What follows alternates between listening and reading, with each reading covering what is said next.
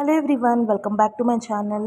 So ముందు ఒకసారి నాకు కమెంట్ అనేది వచ్చింది. ఒకవేళ కనుక పైన ఫస్ట్ రోలో -4 -2 -3 అంటే పైన రోలో మైనస్ ఉంటే డిటర్మినెంట్ ఎలా కనుక్కోవాలి అని చెప్పి someone has commented me. So ఈ వీడియో దాన్ని ఎక్స్ప్లెయిన్ చేస్తూ.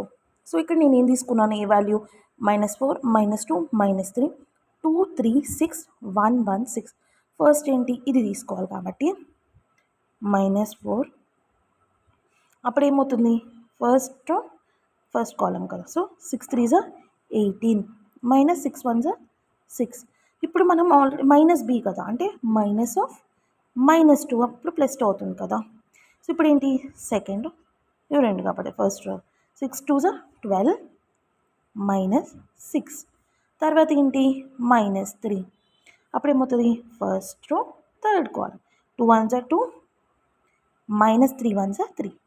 నెక్స్ట్ ఏమవుతుంది -4. 18 నుంచి 6 తీస్తే ఎంత, 12. సో నెక్స్ట్ వచ్చేసి మైనస్ ఇంటూ మైనస్ ప్లస్ కదా, +2 ఇంటూ 12 - 6 ఎంత 6. తర్వాత -3 ఇంటూ 2 - 3 -1. సో 12 4 ఎంత 48 +6 2 12 మైనస్ ఇంటూ మైనస్ ఎంత +3.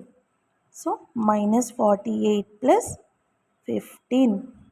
సో అప్పుడు ఏమొస్తుంది, -33 అనేది ఆన్సర్. సో ఇలా కనుక్కోవాలి డిటర్మినెంట్ అనేది.